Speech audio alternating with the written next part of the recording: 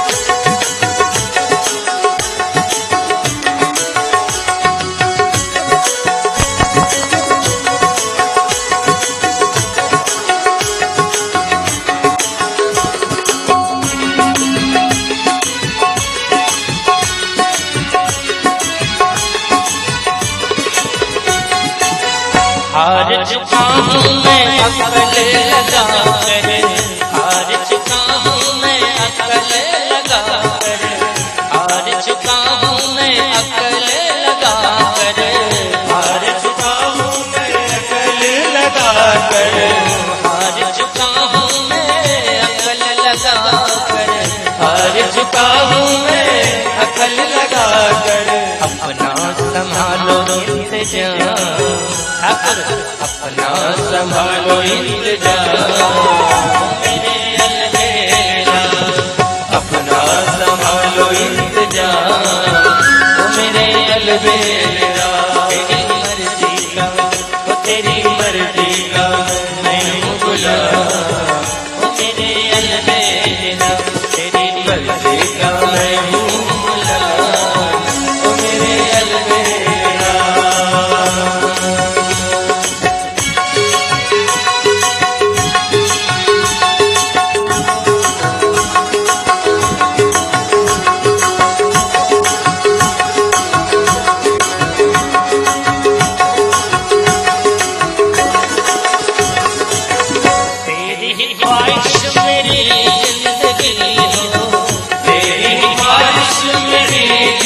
जिंदगी हो, तेरी ही ख्वाहिश मेरी जिंदगी हो, तेरी ही ख्वाहिश मेरी जिंदगी हो, मेरी जिंदगी हो तुम मेरी जिंदगी हो, मेरी जिंदगी हो तुम मेरी जिंदगी हो।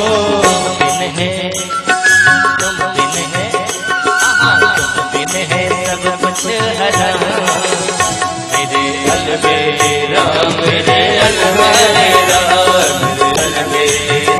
मेरे अलबेला, तेरी मर्जी का ओ तेरी मर्जी का मैं हूँ गुलाम। अलबेला मेरे अलबेला,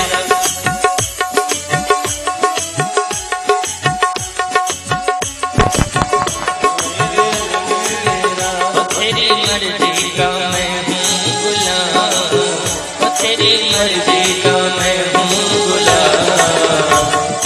अलबेला मेरे अलबेला मेरे अलबेला।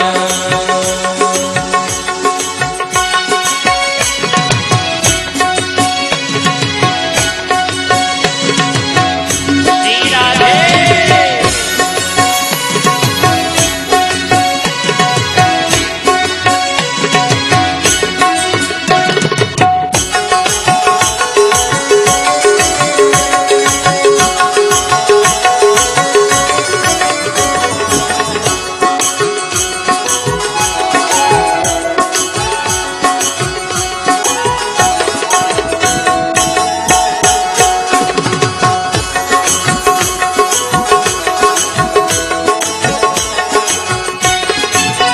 तेरी रजा में कलीला है राजी, तेरी रजा में कलीला है राजी, तेरी रजा में कलीला है राजी, तेरी रजा में कलीला है राजी। दौलत मेरी है तेरा नाम, दौलत मेरी है तेरा नाम, मेरे अलबेला, दौलत मेरी है तेरा नाम, ओ मेरे अलबेला। दौलत मेरी है तेरा नाम, दौलत मेरी है तेरा नाम। अलबेला मेरे अलबेला, अलबेला मेरे अलबेला। तेरी मर्जी का ओ तेरी मर्जी का मैं हूँ गुलाम, ओ मेरे अलबेला, तेरी मर्जी का मैं हूँ गुलाम, ओ मेरे अलबेला। तेरी मर्जी का मैं हूँ गुलाम, ओ मेरे अलबेला, तेरी मर्जी का मैं हूँ गुलाम, ओ मेरे अलबेला। अंतर्धान भय अस भाकी और शंकर सोई मूर्ति ओरे राखी। भगवान शिव ने राम जी के उस स्वरूप को हृदय में बसा दिया। उसी समय सप्तऋषिगण आए और सप्तऋषियों से कहा जाकर के प्रेम की परीक्षा लो पार्वती के पास। सप्तऋषि जब माता पार्वती के समीप पहुंचते हैं तो क्या देखा? ऋषि न गौरी देखी तह कैसे, ऋषि न गौरी देखी तह जैसे, मूर्ति मंत तपस्या जैसी, मूर्ति मंत तपस्या जैसी, ऋषि न गौरी देखी तह कैसी, ऋषि न गौरी देखी तह कैसी। किसकी आराधना कर रही हो? क्या चाहती हो? हमसे सत्य मर्म कहना, रहस्य बताना। और जो माता पार्वती ने उत्तर दिया महात्माओं को, वो सुनकर के लगेगा कि ऐसा उत्तर तो कोई सफल साधक ही दे सकता है। माता पार्वती ने कहा, भगवान जो मैं चाहती हूं वो सुनेंगे तो आप हंसेंगे। क्यों? क्योंकि मैं बिना पंखों के आसमान में उड़ना चाहती हूं। बहते हुए पानी की धार में रेत की दीवार खड़ा करना चाहती हूँ, ये मेरी चाहत है। नदी की तेज धारा है, उसमें रेत की दीवार, बालू की दीवार खड़ा करनी चाहती है। चाहती क्या हो ये तो बताओ। बोले चाहूं शिव ही सदा हरतारा। शिव को पति के रूप में प्राप्त करना चाहते हैं। और सही में जैसे ही माता पार्वती ने ये शब्द कहा, खिलखिला करके हंस पड़े। भल भूले उठक के बोराए, किसके चक्कर में पड़ी हो? कहीं नारद के चक्कर में तो नहीं पड़ी? अरे अगर विवाह करना है ना तो मैं तुम्हें बताता हूँ वर, श्रीपतिपुर वैकुंठ निवासी, उनके साथ तेरा विवाह करा दूंगा। जिसके साथ विवाह करना चाहती हो, पहले पता है, पहले से एक शादी हुई थी, पत्नी का क्या पता है क्या हुआ? बेचारी बाप के घर में जाकर के जल करके मर गई, आत्महत्या कर ली वो। और उसी के पास फिर तुम जाओगे, सहज एकाकिन के भवन कबहू की नारी खटाई। अरे वो तो एकाकी जीने वाला है, उसके जीवन में कभी नारी रह ही नहीं सकती, नहीं एडजस्ट हो पाओगे तुम। इसलिए मैं जहां कहता हूं वहां विवाह कर लो। समस्या देखो, उसके पास घर नहीं है, रखेगा कहां? पहनने के लिए खुद का कपड़ा नहीं है, तुम्हें क्या पहनाएगा वो? और खाने के लिए भीख मांग करके खाता है, तुमको क्या खिलाएगा? जैसे ही ये बात कहा, पार्वती जी ने हाथ जोड़ के कहा, महाराज मेरी बहुत बड़ी समस्या का समाधान आपने कर दिया। मुझे भी लग रहा था कि पता नहीं कैसे होंगे मेरे दुल्हे सरकार, कैसे होंगे। अब पता चल गया है दुल्हा का कुछ गुण तो हमको पता चल गया। और आपने कहा अवगुण, और हमारे अंदर भी है अवगुण। मैंने सोचा था कुंडली मिलाना है, कैसे मिलेगा? लोग गुण की कुंडली मिलाते हैं, हमने अवगुण की कुंडली मिला ली। हमारे पास भी 8 अवगुण है। नारी स्वभाव सत्य कभी कहीं, अवगुण 8 सदा उड़ रही, और उनके अंदर भी खूब अवगुण भरा है। तो हमारे गुण तो बढ़िया अवगुण तो बढ़िया मिल रहे हैं। और जहां तक आपने कहा, क्या कहा? उनके पास रहने के लिए घर नहीं है, फिर कहा रहते हैं स्मशान में। तो महात्मन ये बताओ, जो व्यक्ति जहां रहता है उसके लिए वही तो घर हो गया। भगवान शिव के कितने घर हैं? है कोई ऐसा शहर, है ऐसा कोई कस्बा, है कोई ऐसा गांव जहां शंकर जी का एक आध फ्लैट या बंगला न हो? एक एक दिन भी अगर हम रहेंगे ना, तो भी एक घर में दोबारा रहने के लिए कितने वर्षों के बाद नंबर आएगा। दूसरी बात आपने कहा कपड़े नहीं पहनते, अच्छी बात है। अगर वो कपड़े पहनते ना तो कपड़े धुलते धुलते हाथ खराब हो जाते। महिलाओं को बहुत टेंशन रहता है हाथ खराब होने का, इसलिए वॉशिंग मशीन तुरंत मंगवाता। तो अच्छा है ना, आराम रहेगा, कपड़े नहीं धुलेंगे। तीसरी एक बात और, आपने कहा कि भीख मांग करके खाते, नहीं खाते तब समस्या थी। जब अगर ये कह देते कि वो तो खाता ही नहीं, तब समस्या थी। आपने कहा भीख मांग करके खाता है, ले करके आएंगे, हमको भी खिलाएंगे, वो भी खाएंगे। क्या है, दोनों को भोजन मिल जाएगा चकाचक बढ़िया। क्या करना है महाराज?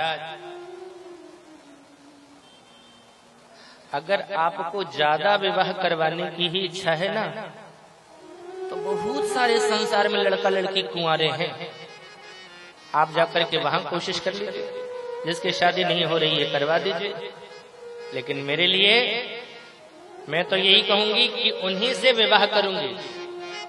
अच्छा एक बात बताओ, सप्तऋषियों ने कहा अगर भगवान शिव भी अगर आकर कह देंगे कि मैं तुम्हें नहीं प्राप्त होऊंगा, मुझे प्राप्त करने की बात छोड़ दो, तब क्या करोगे? माता पार्वती ने कहा तजऊ न नारद कर उपदेशु, आप कहें सतबार महेशु।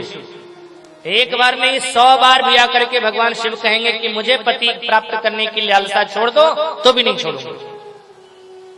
और महाराज मैं अपनी बात सुनाऊं, आप कहते हो कि मिलते नहीं है शिव जी, बोले नहीं तो एक नहीं, बोले जन्म कोटि लगी रगर हमारी, और बरऊ संभुनत रहूं कुमारी। अगर पति पाऊंगी, पति अगर होगा मेरा, तो शिव होंगे, शिव होंगे, शिव होंगे, नहीं तो कुमारी रहूंगी, कुमारी रहूंगी, कुमारी रहूंगी। सप्तर्षियों को पता चल गया कि प्रेम की रूपा है। प्रणाम करके चले गए। वहां भगवान शिव के पास सारी बात सुनाई। प्रेम की बात को सुन करके समाधिस्थ हो गए शिव। अब जब दोबारा समाधि उनकी लगी, एक घटना संसार में उसी समय और घटी। तारकासुर नाम का राक्षस हुआ। ब्रह्मा ने कहा वरदान मांग, उसकी तपस्या से प्रसन्न होकर के उसने कहा न मरो। शिवजी ने ब्रह्मा ने कहा कि ऐसा हो ही नहीं सकता, जो इस संसार में आया है उसे मरना ही पड़ेगा, संशोधन कर। तो ये राक्षस है ना, अपना दिमाग इसने लगाया, किसके हाथ मौत मांगू। अच्छा, शिव जी समाधि में है और इनकी समाधि भी 1 लाख साल से पहले हटती नहीं। फिर इनकी तो कोई पत्नी भी नहीं है, तो बेटा कहां से होगा। इसलिए वरदान क्या मांगा, शिव के शुक्र से जो पुत्र उत्पन्न होवे उसके हाथों में मरूं। यही वरदान मुझे दे। ब्रह्मा ने दे दिया, बोले मेरा काम है देना, आगे काम वो जाने। अब उस तारकासुर ने हाहाकार मचा दिया पूरे विश्व में, देवताओं को स्वर्ग से निष्कासित कर दिया। देवता भागते रहे, जाकर के ब्रह्मा की शरण में पहुंचे। ब्रह्मा ने कहा तुम समाधि खुलवा दो शिव की, विवाह मैं करवा दूंगा। अब समस्या है कि शिव की समाधि खुलवाने के लिए जाएगा कौन, तो कामदेव को भेजा गया। और कामदेव ने आकर के अपने प्रभाव को पूरे संसार में फैला करके रख दिया। और ऐसा प्रभाव फैलाया कामदेव ने, संगम करहि तालाब तलाई। अब आप कल्पना कर सकते हो, जब तालाब और तलाई संगम कर रहे हो तो दुनिया की स्थिति क्या रही होगी। जहाँ अस दशा जड़न कई बरनी और को कही सकई सचेतन करनी। स्थिति ये हो गई कि धरी न काहू धीर, किसी के मन में धैर्य धारण नहीं हो रहा है। सबके मन मन से जहरे, सबके मन का हरण कामदेव ने कर लिया। अच्छा, ये लिख दिया। लिखने के बाद तुलसीदास जी महाराज के मन में ये बात आई कि कामदेव का प्रभाव इतना हो गया कि सबको उसने अपने वशीभूत कर लिया। लेकिन मेरी लिखने से तो लिख गई ये बात। अच्छा, उनका एक और नियम था, जो लिख जाता था उसको वो मिटाते नहीं थे। आगे की अर्धाली उनको समझ में नहीं आ रहा था कि क्या लिखूं। संतों से सुना है मैंने अयोध्या में कि तुलसीदास जी महाराज ने वो लेखनी रख दी। ठाकुर जी का स्मरण करके विश्राम करने के लिए चले गए। हनुमान जी महाराज ने आकर के लेखनी उठाई और अगली अर्धाली लिख दी, जे राखे रघुवीर ते उबरे ते काल मह। जिनको भगवान ने रखा, जिनकी रक्षा भगवान ने करी, वो बच गए, बाकी सब काम के वशीभूत हो गए। अच्छा, एक बात और ध्यान रखना, ये दुनिया को नचाने वाले दो हैं और दोनों का नाम लगभग मिलता जुलता है और दोनों की शक्ल भी एक जैसी है। एक का नाम है राम और दूसरे का नाम है काम। राम जी नट मरकट इव सब ही नचावत, राम खगेश वेद अस गावत। और कामदेव बोले को जग काम नचाव नजे, सबको नचाते हैं। ये दोनों नचाने वाले हैं। लेकिन ध्यान रखना, जो मन में उपासना का भाव भर दे वो राम है, और जो मन में वासना का भाव भर दे वो काम है। और जो राम से हटाने का काम करे वो उसका नाम भी काम है। अब जब देखा काम ने कि शिवजी राम में डूबे हुए हैं, तो उसने आम के पल्लव के बीच में छिप करके पुष्प के बाण का प्रहार किया। भगवान शिव के हृदय में वो बाण लगा, क्षोभ उत्पन्न हुआ। आंखें खोल करके देखी और जब पलतों के बीच में, आम के बीच में छुपे हुए काम को देखा, तो शिवजी ने तीसरा नेत्र खोला और देखते ही जल करके भस्मीभूत हो गया। लोग कहते हैं कामदेव को जलाया, ये तो शिवजी ने देखा, सिर्फ देखने से ही काम भस्मीभूत हो गया। अच्छा, एक बात बताऊं, राम और काम का एक अंतर और है। जो एक नहीं 5-5 त्रिनेत्र से देखने के बाद भी जिनका कुछ भी न बिगड़े वो राम है। और शिव जी के एक त्रिनेत्र से देखने पर ही जो जल करके समाप्त हो जावे वही काम। राम जी जब दुल्हे का वेश बना करके जनकपुर में गए, बारात निकली, तो शंकर राम रूप अनुरागे और नयन 5-10 अति प्रिय लागे। 15 नेत्रों से देख रहे हैं। यानी एक मुख में 3 नेत्र, तो 2 तो साधारण हो गए, एक तीसरा नेत्र। और जनकपुर में एक नहीं 5-5 त्रिनेत्र खुला हुआ है, फिर भी कामदेव, फिर भी राम को कुछ नहीं बिगड़ता। और वहां क्या, अगर राम की शरण में काम भी आ जाता है ना, तो वहां भी नहीं काम का कुछ बिगड़ता है। घोड़े के वेश में कामदेव था जिस पर सवारी राम ने कर रखी थी। पार्वती ने कहा वहां क्यों नहीं काम जला, यहाँ एक त्रिनेत्र देखने से काम जल गया, वहां क्यों नहीं जला। कहा संतों ने कि यहाँ काम स्वतंत्र था इसलिए जल गया, लेकिन वहां काम की लगाम श्री राम के हाथों में थी इसलिए काम जला नहीं। जिसके जीवन की लगाम राम के हाथों में हो उसका कोई बाल भी बांका नहीं कर सकता है। एक त्रिनेत्र खोल करके देखा, काम जल करके भस्म हो गया। और जब जल करके भस्म हुआ तो डर पे सुर भय असुर सुखारी। देवता तो डर गए, असुर सुखारी हुए। क्यों? बोले काम ही जब जल गया तो शिव जी विवाह कैसे करेंगे, और जब विवाह ही नहीं करेंगे तो बेटा कहां से आएगा। जब काम ही नहीं है तो काय का बेटा आएगा, इसलिए सुखी हो गए कि तारकासुर रह गया, अब कुछ नहीं होगा। अब जैसे ही पता चला देवताओं को कि समाधि खुली है, देवताओं ने ब्रह्मा से कहा चलिए। अब शंकर जी ने कहा आप चलिए। बोले हम आगे नहीं जाएंगे। जैसे उनको पता चलेगा कि हमने कामदेव को भेजा था, हमारी भी हालत वही हो जाएगी। ब्रह्मा ने समझाया, अरे आप अमर हैं, अमर होकर के डरते हैं, कुछ नहीं होगा। बोले एक अमर का परिणाम देख लिया है ना, कामदेव भी अमर था। क्या हुआ उसका?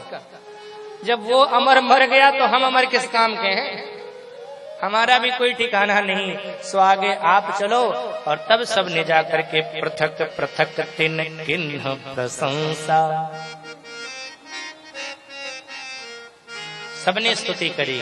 आइए शिव जी के चरणों में हम भी नमन कर लें। नाम से ही जिसके जग में सब कुछ मिल जाता है, वो शंकर जैसा दाता है, वो शंकर जैसा दाता है, वो शंकर जैसा दाता है, वो शंकर जैसा दाता है। नाम से ही जिसके जग में सब कुछ मिल जाता है, वो शंकर जैसा दाता है, वो शंकर जैसा दाता है, वो शंकर जैसा दाता है, वो शंकर जैसा दाता है।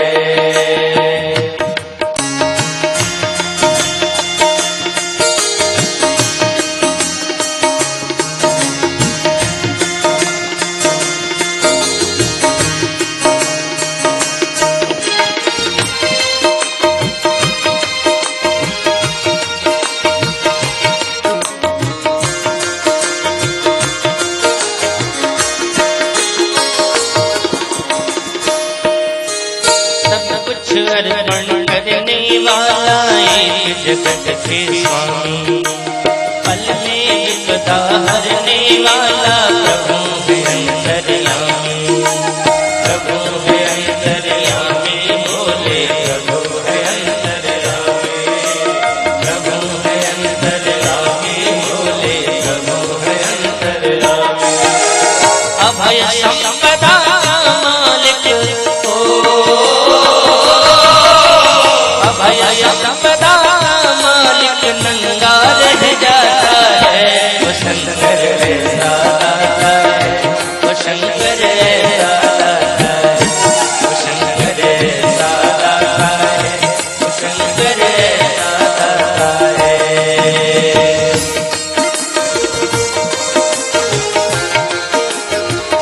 दोनों हाथ उठाकर ताली से बजाओ।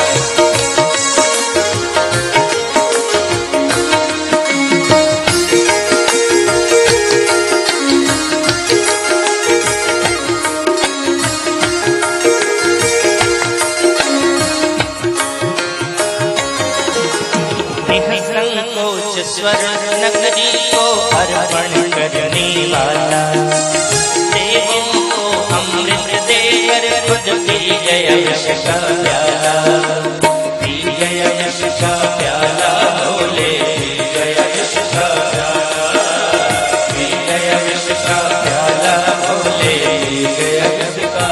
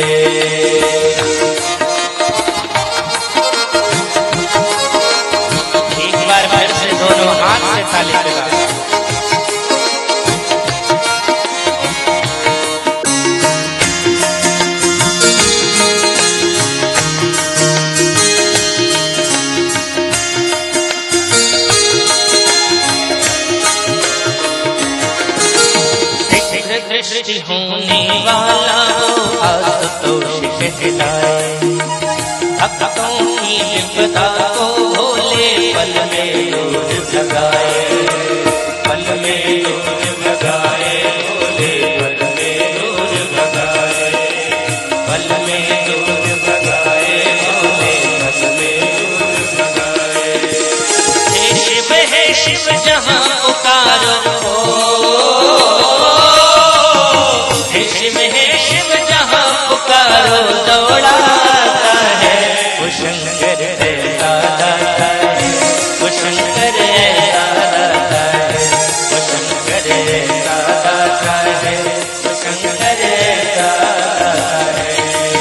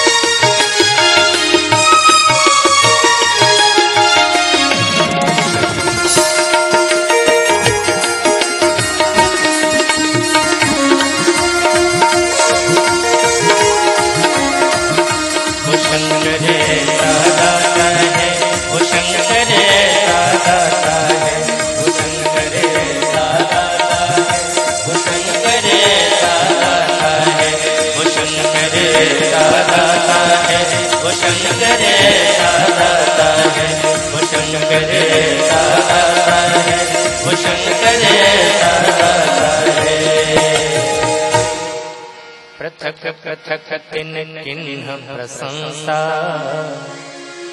तो भय प्रसन्न चंद्र अवतंसा। प्रसन्न हो गए, कहाँ हूँ अमर आए कहीं हेतु, किस लिए आना हुआ। ब्रह्मा ने कहा क्या कहें महाराज, ये देवता सब हमारे पीछे लगे हुए हैं, कहते हैं स्वर्ग में कोई उत्सव ही नहीं हो रहा, कोई किसी का विवाह भी नहीं हो रहा, कोई विवाह करता तो नाचने गाने का अवसर आता। शंकर जी ने कहा कर लो फिर। बोले सबकी हो गई है सरकार, तो बोले निगाह आप ही पर है, आप विवाह कर लो। शंकर जी बोले सब अच्छी तरह से पता है मुझे, आपको मेरे विवाह से कोई मतलब नहीं है, आपको तो तारकासुर से मुक्ति चाहिए, इसलिए ठीक है आप लोग विवाह कराना चाहते हो। बोले हाँ ठीक है कर लेंगे कर लेंगे कर लेंगे। बताओ घर में कुछ है नहीं और कहते हैं शादी कर लेंगे। घर में कुछ हो तब तो आदमी शादी करे तो ठीक है, और यहाँ घर में कुछ क्या, घर ही नहीं है। और जैसे ही देवताओं ने कहा विवाह, हाँ कर लेंगे, जाओ जाओ जाओ कर लेंगे। देवता लोगों ने कहा कि अब इन्होंने कहा छूटो यहाँ से, जल्दी से निकलो। क्यों? बोले इनके पास तो कुछ है नहीं, और इन्होंने कहा शादी करेंगे, कहीं कुछ मांगने न लगे। बताओ जिनके आगे मांग मांग करके बड़े हुए, अब उनसे मांगने में वो हमसे मांग ले ये सोच करके डर लगता। दुनिया की ये स्थिति है ना, भगवान से मांग मांग करके बड़े हुए, अब कोई भगवान के लिए मांगता है तो डर लगता है, अरे इतना देना पड़ेगा। शंकर जी बोले हाँ हाँ जाओ जाओ जाओ जाओ जल्दी जाओ। हाँ जैसे करी देवताओं ने जाकर के मैना हिमवान को कहा, हिमवान महाराज ने पार्वती जी को वहां से बुलाया। शुभ लग्न मुहूर्त में समय निर्धारित किया गया, जिसे आज हम लोग महाशिवरात्रि के नाम से जानते हैं। तैयारी हुई भगवान शिव की पार्वती के संग विवाह की। अच्छा हिमाचल नगर तो सज धज के तैयार है खूब, कैलाश पर बारात चलनी है शिव जी की, और बाराती बोले देवता चलेंगे, तो देवता अपना क्या वाहन को भी खूब रगड़ रगड़ के नहवा के लाए। ऐरावत को भी नहवाया, ब्रह्मा बाबा ने हंस को भी नहवाया। बोले हम ही नहीं हमारा वाहन भी सुंदर लगे। और सब सज धज करके जब कैलाश पहुंचे तो देखा यहाँ कैलाश पर तो शांति है, यहाँ तो कोई बैल को भी नहीं नहला रहा। तो पूछा भैया शांति क्यों है? बोले शिव जी को श्रृंगार कौन करेगा? बोले शिव जी के श्रृंगार के लिए शिव जी के अंदर इच्छा होनी चाहिए। तो शिव जी के अंदर इच्छा जगाओ। फिर क्या था, वहाँ जितने देवता थे देवियां थी ना, सब तो पहले से मेकअप करके आई थी, लेकिन होता है ना एक बार जाने से पहले थोड़ा और कर लेते हैं, तो वहीं खोल करके अपने मेकअप किट को और लगी फाउंडेशन वगैरह पोतने के लिए। तो जब ये दृश्य देखा भूतों को लगा ये सौंदर्य बढ़ाने की सामग्री है, श्रृंगार हो रहा है। शंकर जी के पास पहुंचे, सरकार। बोले हाँ आज आपका विवाह है। शिव जी ने कहा पता है, तो आप तैयारी नहीं करे? बोले काहे की तैयारी, हम तो जैसे वैसे ठीक है। भूतों ने कहा हमें नहीं लगता कि आप ठीक है। क्यों? बोले आप ऐसे जाएंगे तो हमारी भी तो इज्जत है, कुछ घटेगी है नहीं। कैसे? बोले वहां भी तो भूत होंगे, हमारी बिरादरी होगी, वहां लोग कहेंगे तेरा मालिक ऐसा है, तो क्या करना है? बोले हम आपको सजाएंगे। भगवान ने कहा तुझे मर्जी है तो सजा ले, लेकिन हम तो ये जानते हैं कि जैसे है वैसे ही जाओ तो दुल्हन के सामने ठीक है, और अगर मेकअप करके जाओगे तो ये तो दुल्हन के सामने दिखावटी हो गया। तो मेकअप करके जाते हैं दुल्हा और मेकअप करके आती है दुल्हन, वहां देखते हैं दोनों एक दूसरे को बहुत खूबसूरत। बोले वाह क्या बात है। और अगले दिन जब मेकअप उतरता है तो झगड़ा शुरू हो जाता है, तू तो ऐसी निकली, बोले तू तो ऐसा निकला। बोले वो पहले देख ले पार्वती की हम कैसे हैं। बोले आपको नहीं, लेकिन मुझे सजाने की आवश्यकता है। अच्छा ये बताइए घर में कुछ है? शिव जी बोले तुझे नहीं पता, यहाँ घर ही है, नहीं है तो घर में कुछ क्या होगा? फिर भी आपका विवाह कोई चिंता नहीं। बोले जब घर में कुछ हो तभी तो चिंता हो। अरे भाई किसी का घर होता है, घर में कुछ होता है तभी कुछ चिंता होती है। एक बार किसी व्यक्ति को किसी ने कहा तुम्हें शनिश्चर परेशान करेगा, खराब समय आ गया है, शनिश्चर ग्रह उतरवाओ। गया वो एक ज्योतिषी के पास, महाराज। बोले हाँ हमारे ऊपर किसी ने कहा है शनिश्चर है, उतार दो। बोले उतार देंगे, 11,000 रुपए का तेल चढ़ाना पड़ेगा। बोले नहीं। 5,000? बोले नहीं है। 1,000 दे दे तेरा कल्याण हो जाएगा। बोले नहीं है। अच्छा चल 250 दे दे। 251? नहीं है महाराज। 100? बोले नहीं है। काला कपड़ा दान कर देना, शुरुआत किया था काली गैया दे देना। बोले नहीं है। बोले काला कपड़ा ही दे देना। बोले नहीं है। तो काला धागा ही दे देना। बोले वो भी नहीं है। ज्योतिषी जी ने कहा तेरा कुछ नहीं बिगड़ सकता। जब तेरे पास कुछ है ही नहीं तो बिगड़ेगा क्या तेरा? अरे बिगड़ता तो उसका है जिसके पास कुछ होता है। शंकर जी ने कहा हमारे घर में कुछ है ही नहीं तो काहे की चिंता? कोई चिंता नहीं। रिश्तेदार? बोले राम जी हैं। आहा बन गया अपना काम। कैसे? बोले उनके पास सोने का मुकुट है, मांग लीजिए, आपका चेहरा सजा देंगे, बाकी का तो ढकढका के काम चला लेंगे, बाकी को देखेगा कौन? शंकर जी ने कहा उनसे मुकुट मांगने की जगह अपने घर की मुकुट हो तो बढ़िया हो। उनका सोने का मुकुट पहन के जाएंगे। किसी ने देखा शिव जी बहुत जम रहे वास्तव, ये दे दो तो मैं तो दे दूंगा। अरे जो सोने की लंका दे सकता है वो सोने का मुकुट नहीं देगा क्या? बोले मुकुट पहनना हो तो ऐसा पहनो कि किसी को पहनने की इच्छा ही न हो, और अगर इच्छा होवे ना तो अपने घर का मुकुट है, बाल बड़े करो, कोई साबुन शैम्पू मत करो, जटा बन जावे बस उसको बांध लो, हो गया मुकुट। तो ये हो गया मुकुट। बोले दूल्हे को मोर भी लगता है, वही मांग लीजिए। बोले ऐसा मोर पहनो जिसकी इच्छा ही ना हो कोई किसी को पहनने। सांप को उठा करके मोर के जैसे लटका दिया। एक सांप जटा में लपेटा, थोड़ा सा यूं मारा, सांप ने फुफकार मारी, फन फैला। बोले हाँ ऐसे रही हो, श्रृंगार हो गया। अब बताओ जो मेकअप करने वाले थे वो कोई ब्यूटिशियन नहीं थे, वो भूत थे, और उनको जैसे आई श्रृंगार करना, जैसे आया वैसे कर दिया। तुलसीदास जी महाराज शिव ही शंभु गणन करहि श्रृंगार, शिव ही शंभु गणन करहि श्रृंगार।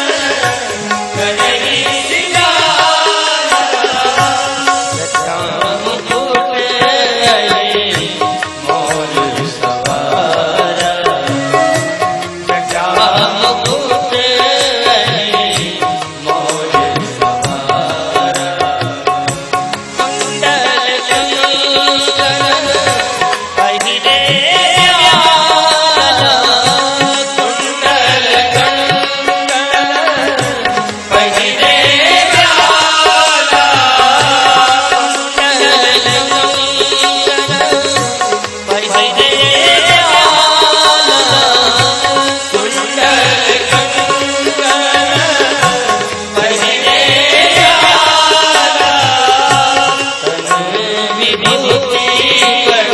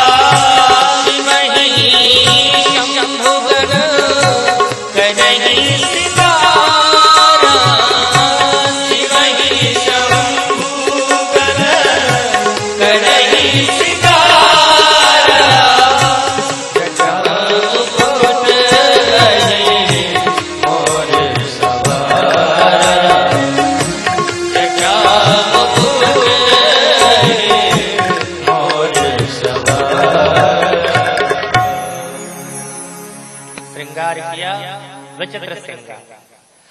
गले में नरमुंड की माला डाल दी, यहाँ छोटे सांप यहाँ छोटे सांप, कानों में बिच्छू का बाला पहना दिया।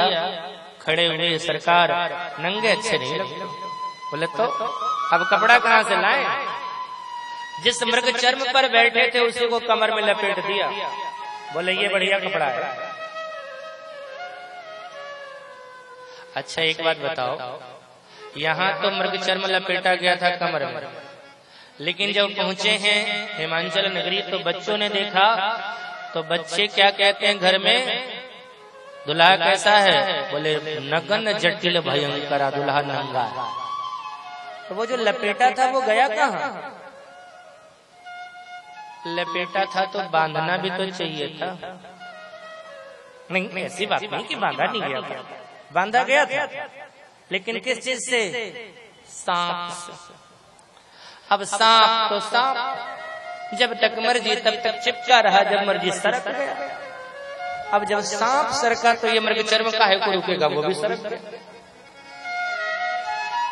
लेकिन वो सांप सरका क्यों? उस बारात में भगवान विष्णु आए हुए थे और विष्णु का वाहन गरुड़, और गरुड़ को देख करके सांप के मन में टेंशन, कब ले जाएगा झपटा मार के पता नहीं चलेगा। जिंदगी बचेगी तो बहुत विवाह देख लेंगे, थोड़ा दूर से देखेंगे ना, साथ में रहना क्या जरूरी है। किसी ने कहा डर क्यों रहे हो? अरे उनके सिर पर भी तो है सांप, हाथों में भी सांप है, बाजूबंद भी सांप है, तुझे डर क्यों है? बोले वो सब पर निगाह उनकी जाती रहेगी, कमर में थोड़ा झुक झुक के देखते रहेंगे। ले गया तो इसलिए सांप सरक गया, और सरक गया तो मृग चर्म भी सरक गया। अच्छा दुल्हे के इस रूप को देख करके देवियों ने देखा। अच्छा देवियां तो सब सज करके आई थी, और देखा देवियों ने तो मुस्कुरा करके बोली, देख शिवहि सुरती मुस्काही, बोले वर लायक दुल्हन जग लायक। संसार में खोज लेंगे तो भी इनके जैसा दुल्हन नहीं मिलेगी। ये कह करके तो देवियां मुस्कुरा कर रह गई, लेकिन देवताओं को ज्यादा टेंशन हो रहा।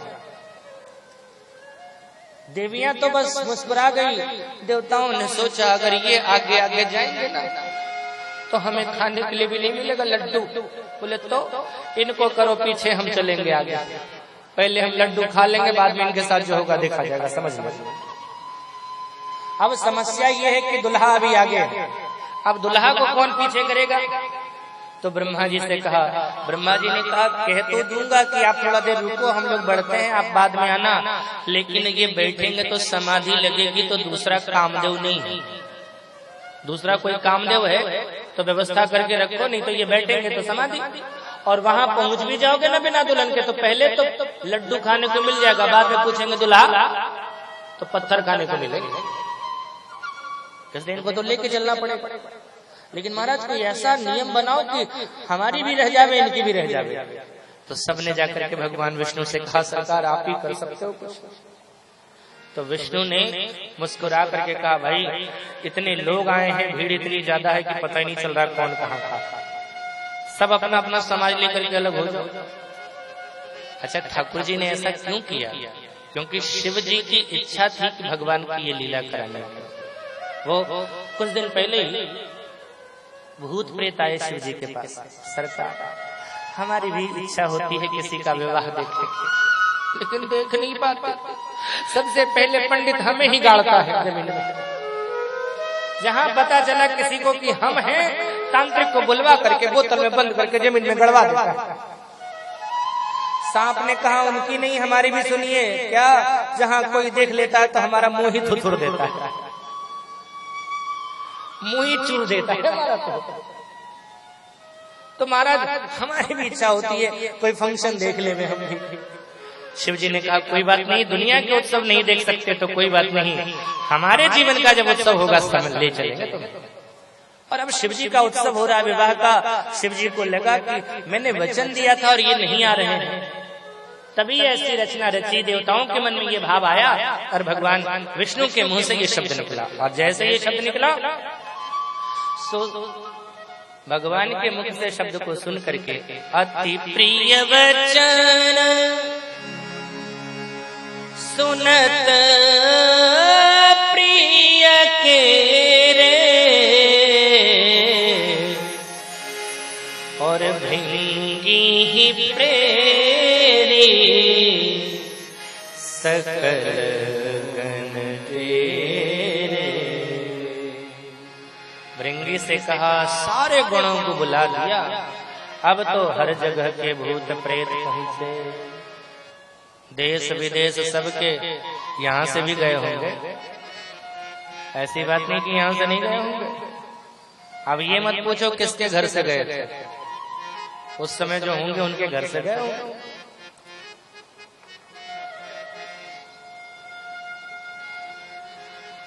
अच्छा, वो जो पहुंचे ना, विचित्र विचित्र थे।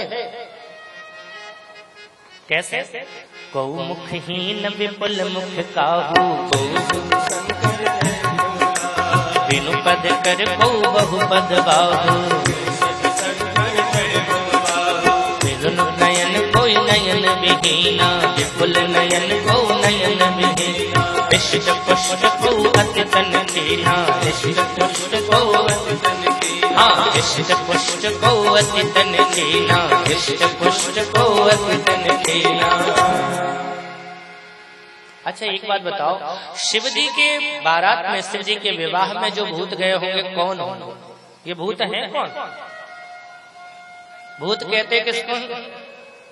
भगवान न करे आज कथा में बैठा हो कोई और कल पता चले कि दुनिया में नहीं रहा और कथा के अंतिम दिन फिर आकर के बैठ जावे कथा में, कौन है वो कौन है? जो पहले बैठा था, बीच में पता चला दुनिया से चला गया और कथा के अंतिम दिन आकर के फिर बैठ गया। कौन है? उसी को तो हम भूत कहते हैं। था नहीं है लेकिन फिर आ गया, वही तो भूत है। ये दुनिया के साधु महात्मा है ना, यही भूत है। पहले किसी वंश में पैदा हुए, घर में पैदा हुए, पहचान उनकी बनी, फिर दुनिया से गायब हो गए, साधु बन गए, नाम बदल गया, कुल बदल गया, गोत्र बदल गया, फिर देखा कि दुनिया में फिर से वही नजर आ रहे हैं, पता चला यही तो भूत है। थे नहीं रहे लेकिन फिर आ गए, यही तो भूत है। और ये संत कैसे कैसे होते हैं? कोई मुखहीन, कोई मौनी बाबा बोलते नहीं, कोई मुखहीन, कोई विपुल मुख काहू, कोई एक मुंह से कई मुंह की बात करते हैं। सूरदास जी ने ऐसा कहा, वाल्मीकि जी ने ऐसा कहा, मीराबाई ने ऐसा कहा, तुलसीदास जी ने ऐसा कहा, यही तो विपुल मुख है। कई मुख की बात करते हैं, को बिनु पद कर, कोई अपने शरीर को मानते ही नहीं शरीर है, क्योंकि उनकी नजर में ये लगता है इस शरीर को मैं मानना सबसे बड़ा यह पाप है, सब पाप उसके पुत्र हैं, यह पाप का भी बाप। उनको यही लगता है, शरीर को मैं नहीं मानता। और कोई संत ऐसे होते हैं जो पूरे विश्व को ही अपना अंग मानते हैं। स्वामी विवेकानंद को जब वो सुंदर प्रवचन दे रहे थे तो कोई व्यक्ति प्रसन्न हो गया, आकर के उनको घड़ी दे दी। महाराज आपके हाथ में घड़ी ही नहीं है, इसको रखो। विवेकानंद जी ने लिया, देखा, फिर खोली और फिर कायदा लहा, फिर उसके हाथ में डाल दिया, पहना दिया। घड़ी पसंद नहीं आई? उसने पूछा, पसंद आई, बहुत अच्छी घड़ी है, तो आपने वापस क्यों दिया? विवेकानंद जी ने कहा, मैंने तुझे वापस कहाँ दिया है, तूने मेरे इस हाथ में बांधा, मैंने अपने उस हाथ में बांध दिया। वो हाथ भी तो मेरा ही है, वो हाथ अलग नहीं है, वो हाथ भी मेरा ही है। तो यही है को बहुपद बाबा, पूरे संसार को अपना शरीर ही मानते हैं। ऐसे ही संत होते हैं। और यही भूत, अब वो भूत सब चल पड़े हिमांचल नगर की ओर बारात बनकर। वो सज धज के बारात चले। हो भोला सजले बरात,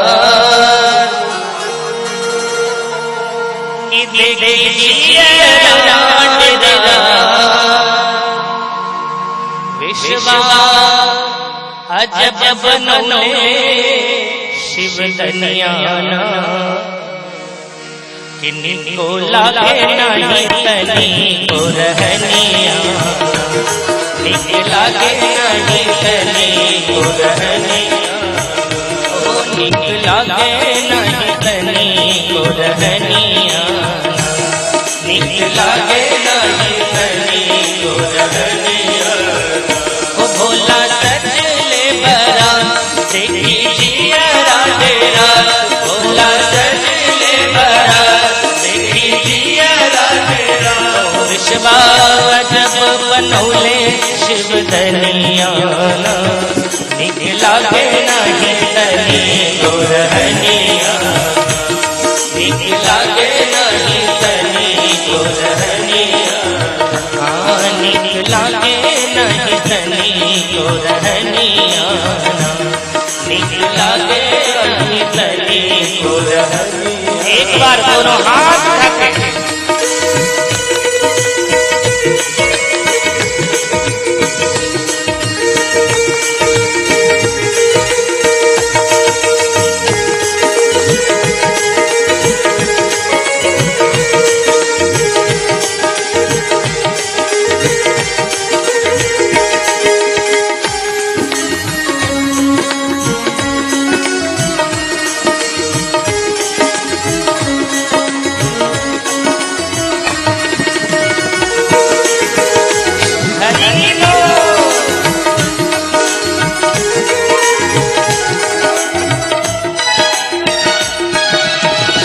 बैल पर चढ़ कर गए तन मन भस्म जमौले, आंग दतूरा के भोला चोला मस्त बनौले।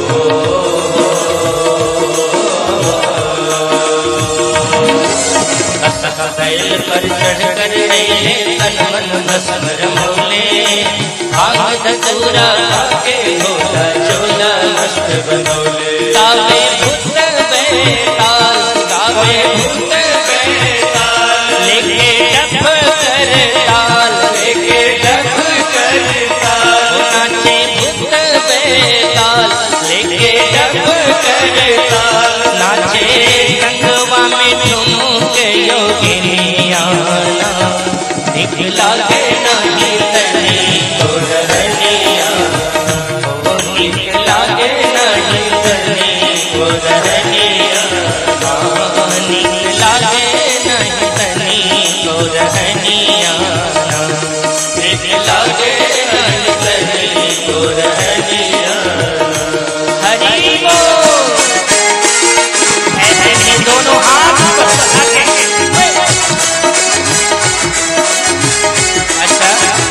इधर के हाथ उठे हैं, महिलाओं के भी आधा हाथ उठा हुआ है, और बाकी को शायद हमसे दुश्मनी नहीं है, तो दोनों हाथ ऊपर उठा के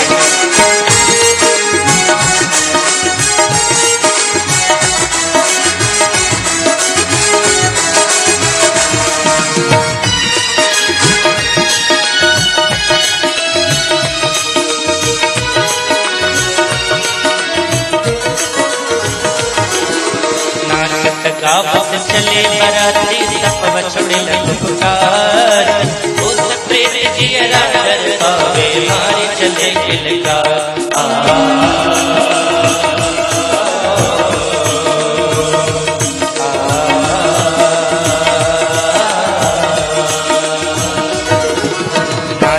गावत चले बराती सब बछड़े ललकार भूत प्रेत जियरा डर पावे मारी चले मांगे ने गवा धारे मांगे ने गवा तो दिहले गोचर बढ़ाए दिहले गोचर बढ़ाए मांगे ने गवा धारे दिहले गोचर बढ़ाए मनमा मारी के भागे ललमुनिया निकला के नहीं तनी तो रहनिया निकला के नहीं तनी तो रहनिया ओ निकला के नहीं तनी तो रहनिया निकला के नहीं तनी तो रहनिया कि भोला सजले बरा देखी जियरा डेरा भोला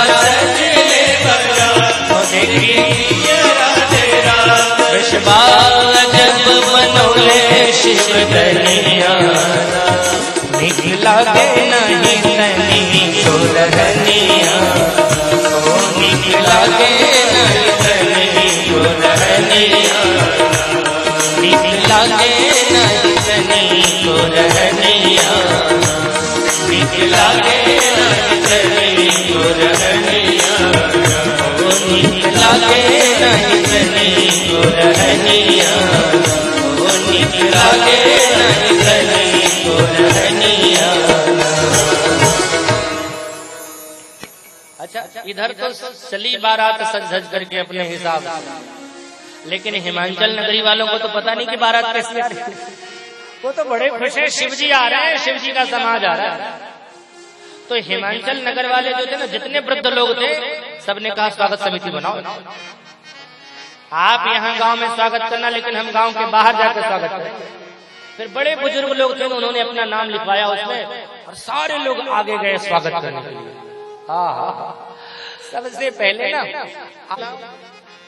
इंद्र भगवान ने कहा हम दुल्हा नहीं है जी, हम तो दुल्हा के बाराती हैं।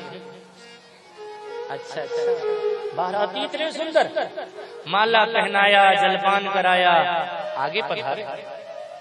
वरुण कुबेर जिसको देखते सब लगता यही दुल्हा है और वही आगे आगे जा रहे थे। सब कहते नहीं हम तो बाराती हैं। स्वागत समिति के जितने लोग थे प्रसन्न, आहा क्या बारात है, ये कितनी सुंदर बारात है, कैसे लोग हैं। और एक से एक बढ़ करके जैसे जैसे बढ़ते जा रहे हैं लोग और ऐसे सुंदरता और भव्यता और ऐश्वर्य बढ़ रहा है। आए भगवान विष्णु और जैसे भगवान विष्णु को देखा, अच्छा कोई भी काम होगा तो बच्चे तो जरूर जाएंगे, बच्चे तो सबसे आगे रहते हैं। स्वागत वालों ने देखा वो देखो एक और सरकार आ रहे हैं चिड़िया पर, लगता यही दुल्हा है। बस बच्चों ने देखा जाकर के बोली जीजा जी नमस्ते। भगवान विष्णु ने देखा नमस्ते जीजा जी। भगवान बोले हम जीजा जी नहीं हैं। बोले तो? बोले जीजा जी पीछे आ रहा है। अच्छा आप जीजा जी नहीं है? बोले नहीं। और प्रसन्न हुए, ये तो जीजा जी का दोस्त जब इतना सुंदर है तो जीजा जी कैसा। लेकिन स्वागत समिति वालों के चेहरे की खुशी तब गायब हो गई जब शंकर जी का समाज आया और उस समाज को देखा। सबसे पहले वाहनों ने जो स्वागत समिति वाले वाहन पर बैठ के गए थे उन घोड़ों ने देखा, बिड़क चले वाहन सब भाग, सारे वाहन बिगड़ गए और भाग खड़े हुए। घोड़े भागे, घुड़सवार गिरे, घुड़सवार अपने पीठ का धूल भी नहीं झाड़ पाए, भाग।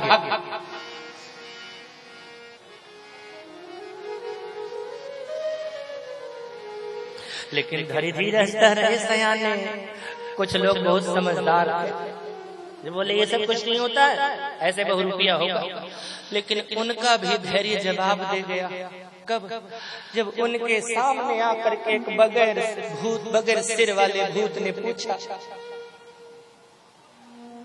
भाई साहब ठहरने की व्यवस्था कहाँ पर है? अब जब इस आदमी ने सुना, बोला तो कहाँ से बोला, वो भी भाग खड़ा हुआ। बच्चों को देखा भूतों ने, बच्चों ने कहा, बच्चों से कहा भूतों ने आओ। अब वो आओ क्या, वो तो भागो। चिल्ला करके बच्चे भागे, आगे आगे बच्चे, पीछे पीछे भूत भागते जा रहे।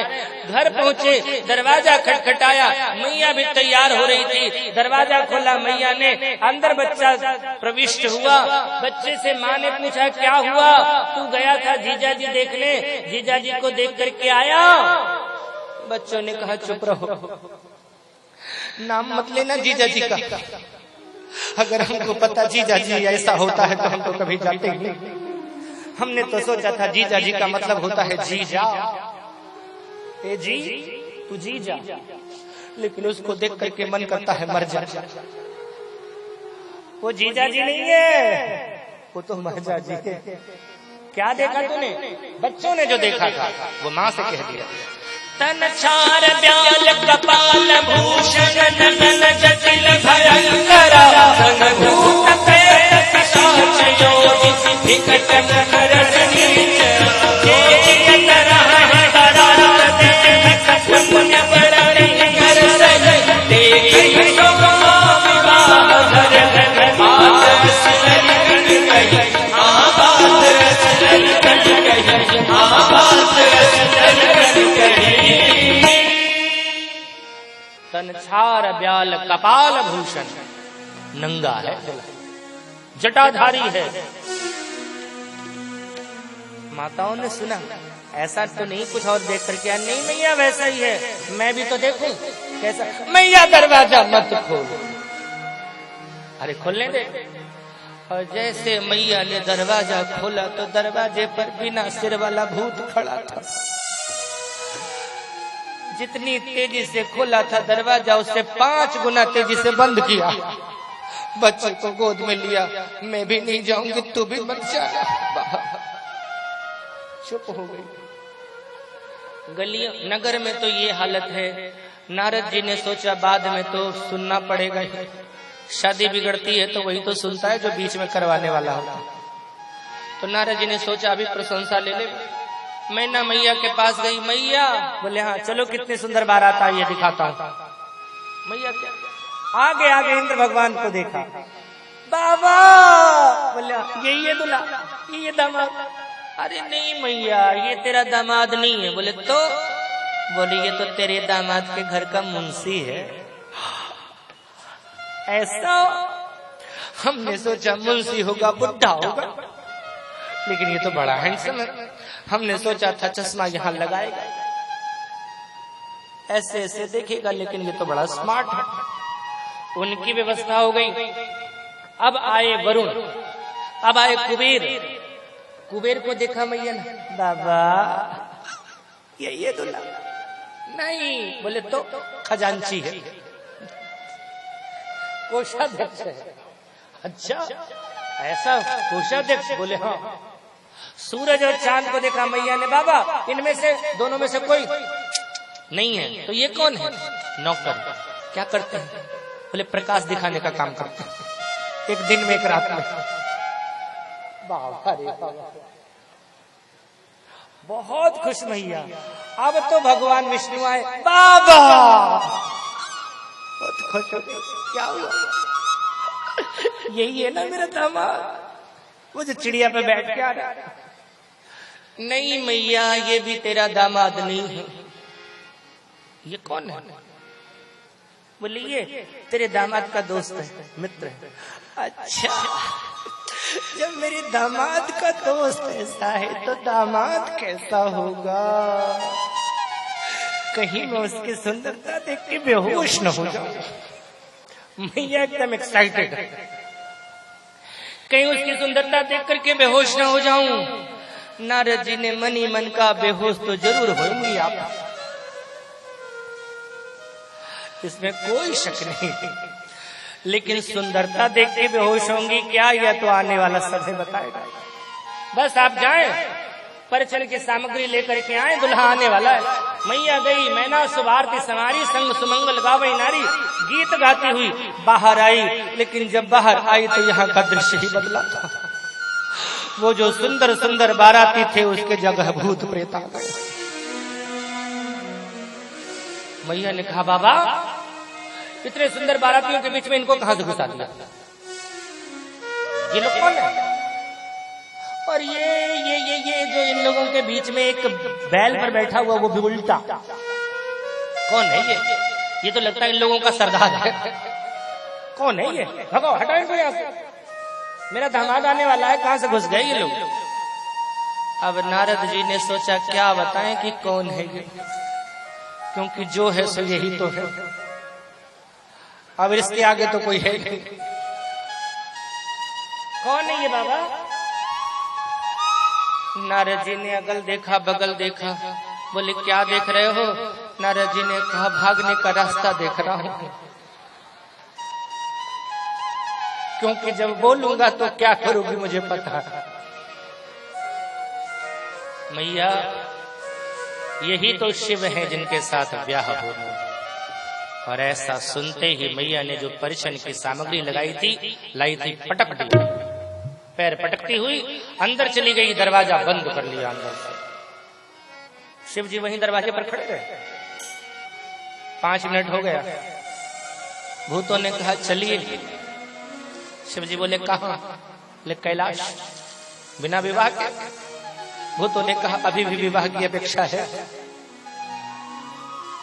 अभी भी आप सोचते हैं कि आपका विवाह हो जाएगा? क्यों, हुआ क्या? अभी तो आए थे यहाँ पर। बोले नहीं, अभी जो हुआ उसके बाद भी सोचते हो, लेकिन हुआ क्या? बोले आपकी सास आपका अपमान करके चली गई, विवाह नहीं होगा। शिव जी बोले मेरा अपमान कब हुआ? किसने किया? आपकी सास ने। क्या किया? बोले आरती की थाली गिरा करके चली गई, दरवाजा बंद है। शिव जी ने कहा शाम शाम, अलग अलग देश की अलग अलग रीति रिवाज। यहाँ दामाद आता है द्वार पर तो यहाँ स्वागत ऐसे ही होता है। तुम इसका अलग अर्थ मत लगाओ, ये मेरी सास ने स्वागत किया है क्योंकि यहाँ का रिवाज ही नहीं है। नहीं महाराज, इतना तो हमारे समझ में भी आता है। अरे वो आरती लेके आई थी, अगर रिवाज होता तो आरती लेके नहीं आती, उनको आरती दिखाना तो चाहिए था। बोले बात यह है कि आरती लेकर के आई थी, वो प्रकाश दिखाना चाह रही थी, लेकिन देखा जिसके माथे पर स्वयं चंद्रमा सुशोभित है उसको प्रकाश क्या दिखाना, इसलिए बुझा करके चली गई। इतने दूर से आए हैं, एक लोटा जल तो देती, पानी तो पिलाती। बोले आई थी तो एक लोटा जल लेकर के, लेकिन देखा जिसके माथे पर स्वयं गंगा सुशोभित है उसको क्या जल पिलाना, इसलिए जल पटक करके भी चली गई। ये शिव है जो अपमान में भी सम्मान निकालता है, और हम जीव कैसे हैं? सम्मान में भी अपमान निकालते हैं। ये हुआ ऐसे होना चाहिए था, ये हुआ ऐसे होना चाहिए था। शिव जी ने कहा जाइए, ठहरने की व्यवस्था देखिए, कहीं है ठहरने की व्यवस्था? अब 4-4 का ग्रुप बना करके हर गली में घुस गए भूत। आप कल्पना करो, आपके शहर में अगर 2-2 भूत हर गली में घूमे तब क्या होगा? जो 2-4 कुत्ते घूम रहे थे वो भी बगल हो, सब जगह घूम के कुछ नहीं, वहीं वट वृक्ष के नीचे खड़े रहे भगवान शिव। उधर मैना मैया अंदर गई, अपने पुत्री को गोद में अंक में भर लिया। क्या ऐसे पागल वर के लिए ही तुमने इतनी तपश्चर्या की? इसके साथ में तुम्हारा विवाह कभी होने ही नहीं। तुम सहित गिरते गिरो पावक जरऊ जल में भी मह परो, तुम्हें लेकर के पहाड़ से कूद जाऊंगी, अग्नि में जल मरूंगी, समुद्र में डूब जाऊंगी, लेकिन इस पागल के साथ तेरा विवाह नहीं होने दूंगी। कुछ भी नहीं हो सकता। ये तो जानबूझ करके खाई में कूदने से भी बड़ा अपराध होगा। इनके साथ हमारा विवाह होगा। अब स्मरण आया नारद जी का, नारद का मैंने क्या बिगाड़ा जो मेरा बसा हुआ भवन उजाड़ दिया। सच लोग कहते हैं उनके बारे में, साचे उनके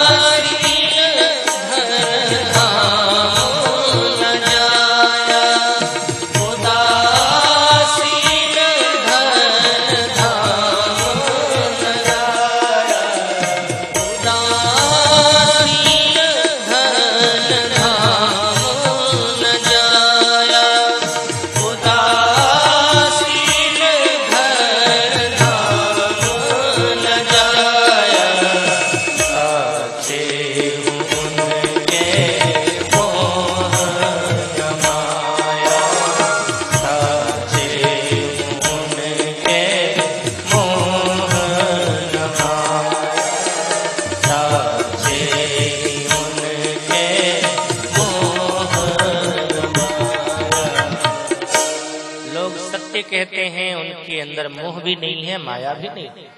हमने क्या बिगाड़ा था जो उन्होंने ऐसा हमारे साथ किया? माता पार्वती ने मैया मैना की आंखों के आंसुओं को पूछा, माँ कर्म लिखा जो बाउर ना हूं तो कत दोष लगाइए का। अगर मेरे भाग्य में पागल वर ही लिखा हुआ है, फिर किसी को दोष क्यों लगाती हो? तुम सन मिटही की विधि की अंका, क्या मैया मिटा सकती हो? ब्रह्मा ने जो लेख लिख रखा है उसको कभी तुम मिटा सकती हो? अपने ऊपर कलंक मत लो माँ। हमारे भाग्य में जो भी लिखा होगा, सुख दुख जो लिखा लीलार हमरे जाब चह पाऊं। जहां जाऊंगी मुझे वो मिलेगा जो मेरे भाग्य में सुख या दुख लिखा हुआ। माँ ने अंक भर लिया, मेरी बिटिया जितनी सुंदर है उतने ही सुंदर विचार है। इधर तो शोक है, उधर नारद जी से सब ऋषियों ने कहा जाइए महल में जाकर के मैना और हिमवान को समझाइए। नारद जी बोले समझाने के लिए हम ही मिले थे, अगर मैं अंदर जाऊंगा तो क्या स्थिति होगी आपको पता है? अंदर का सिचुएशन क्या चल रहा होगा? हमें जाते देखोगे लेकिन आते देख नहीं पाओगे। महाराज आप जाओ। नारद जी ने कहा अकेले नहीं जाऊंगा, सब चलो। अकेले अगर मैया को मैं मिल गया तो मैया क्या करेगी मुझे पता है। सभी लोग मिल करके गए। नारद जी ने मैना मैया को देखा, बोला चिंता क्यों करती हो आप माँ? आप तो बोलिए मत, आप बोलने लायक नहीं है। कहते हैं चिंता मत करो। अगर मैं चिंता नहीं करूंगी तो कौन करेगी चिंता? मैं इसकी माँ हूँ, माँ नहीं करेगी चिंता तो कौन? नारद जी ने कहा पहले निर्णय तो कर लो कौन किसकी माँ है। तुम इसकी माँ हो या ये तुम्हारी माँ है? जगदम्बा तब सुता भवानी, तेरी बेटी न है वो जगदम्बा है। ये अजा है, अनादि है, शक्ति अविनाशिनी। और आप सोचती हैं विवाह करेंगी शंकर के साथ तभी इनका विवाह होगा? नहीं, सदा शंभु अर्धंग निवासी, सदैव शिव के आधे अंग में निवास है। दिखा दिया। बोले पहले क्यों नहीं कहा था आपने? ये बात पहले कहना चाहिए था। बोले मैं तो जिस समय हस्तरेखा देखने के लिए आया था मैंने उसी समय कह दिया था, कहीं कहां शिव तजी दूसर नहीं। ये वही है जिसको शिव ने त्यागा था, ये दूसरी नहीं है। आपको समझ ही नहीं पाई? मैंने तो पहले ही कह दिया था, कहीं कहां शिव तजी दूसर नहीं। समझा करके ज्ञान के प्रकाश से जब सबके चक्षुओं को खोला तब देखो, तब मैं ना हिमवंत आनंदे। कभी कभी जो हम देखते हैं या सुनते हैं वो सच नहीं होता है। जरूरी नहीं कि हर बात जो दिखाया जा रहा है, जो बताया जा रहा है वो सच हो ही। देखने का नजरिया अपना अपना होता है भाई भाई, दृष्टि अपनी अपनी होती है। और जैसी जिस चीज को जिस दृष्टि से देखोगे वही नजर आएगा, उसके अलावा कुछ और नजर नहीं आएगा। शिव जी को अब तक गलत समझ रही थी माँ, लेकिन जब नारद जी ने अपने ज्ञान के प्रकाश से उनका दर्शन करवाया तब क्या हुआ? तब मैं ना हिमवंत आनंदे, तब मैं ना हिमवंत आनंदे। पुनि पुनि पार्वती पद वंदे, पुनि पुनि पार्वती पद वंदे, तब मैं ना हिमवंत आनंदे, तब मैं ना हिमवंत आनंदे।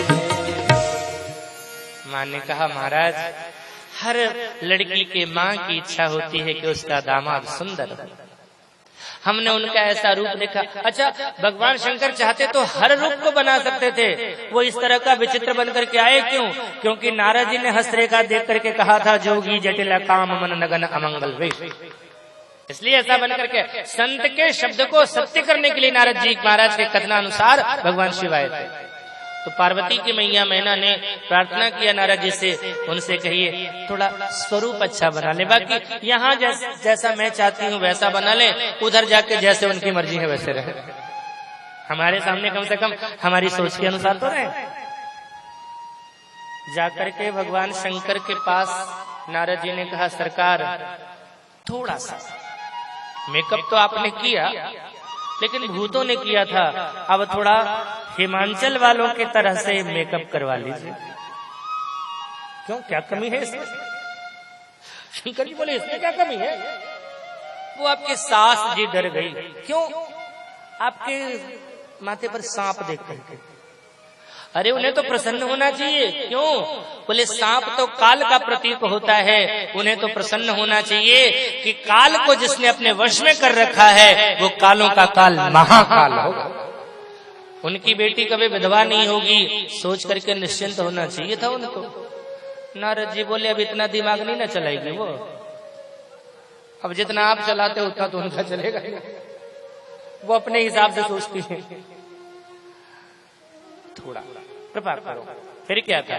कर्पूर गौरम करुणावतारम संसार सारम भुजगेन्द्रहारम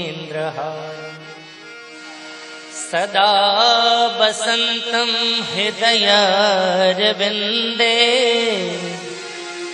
भवम भवानी सहितं नमामि।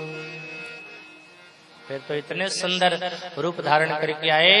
फिर वैदिक विधान के माध्यम से विवाह संपन्न हुआ और तब पाणी ग्रहण जब कीन्ही महेशा, पाणी ग्रहण जब कीन्ही महेशा, हर से तब सकल सुरेशा, हर से तब सकल सुरेशा, वेद मंत्र मुनिवर उच्चरहि, वेद मंत्र मुनिवर उच्चरहि।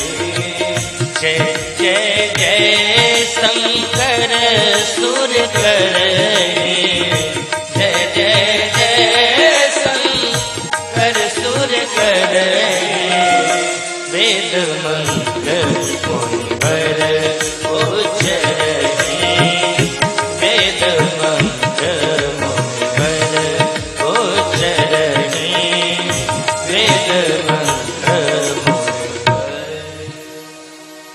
वेद मंत्र उच्चारण कर रहे हैं। जब पाणी ग्रहण किया, हाथ में पार्वती का हाथ लिया, सारे देवता प्रसन्न हो गए, सबने जय जयकार किया। बोलिए गौरी शंकर भगवान की, गौरी शंकर भगवान की, गौरी शंकर भगवान की। ये जय जयकार पूरे विश्व में गूंज उठा, राक्षसों का हृदय दहल उठा जय जयकार सुनकर कि गौरी शंकर भगवान की जय जयकार हो रही, यानी शंकर के साथ गौरी का मिलन हो चुका है। उपदेश दिया है, विदाई दी। पार्वती जी कैलाश में आई। अच्छा, कैलाश में आ रही थी ना, तो रास्ते में सोचती चली आ रही थी, जा रही हूँ ससुराल कैसी जगह होगी, जा रही हूँ ससुराल कैसी जगह होगी, अच्छी जगह होगी, अच्छी जगह होगी।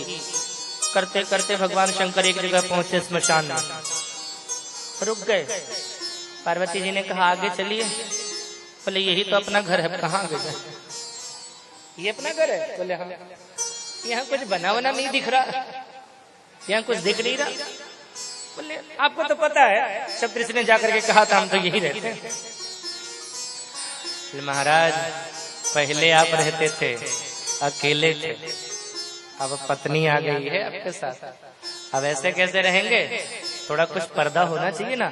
आप तो जैसे थे वैसे रह लेते थे, जैसे तैसे, लेकिन अब पत्नी मैं आ गई हूं तो थोड़ा तो पर्दा चाहिए ना, कुछ बनाइए। शंकर जी बोले मेरी इच्छा नहीं है। पार्वती जी ने कहा मेरी है। अब आप हमारी पत्नी आ गई हैं बन करके, तो आप जो कहेंगी करना ही पड़ेगा। विश्वकर्मा का आह्वान किया, विश्वकर्मा आ गए। विश्वकर्मा से कहा इनके इच्छानुरूप महल बना। विश्वकर्मा ने बढ़िया महल बना दिया, देख करके मन प्रसन्न हो गया पार्वती जी का। बोले चले इसमें। शंकर जी बोले बिना पूजा पाठ किए? पूजा पाठ करेंगे तब गृह प्रवेश करके चलेंगे ना। हाँ हाँ सही बात है, पंडित जी को बुलाया जाए। किसको बुलाया जाए?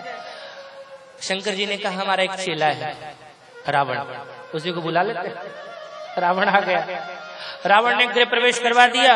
शंकर जी ने कहा दक्षिणा क्या चाहिए पंडित जी? रावण ने कहा महाराज ये महल बढ़िया लग रहा है, यही दे दीजिए। शंकर जी बोले ले जाओ। पार्वती जी से बोले हम तो पहले ही कह रहे थे कि हमारे भाग्य में ये महल नहीं है, चलो कैलाश। और कैलाश आकर के रहने लगे। यहीं पर कार्तिकेय का जन्म हुआ, तारकासुर का वध जिन्होंने किया। आज की चर्चा का विराम हम यहीं पर देते हैं।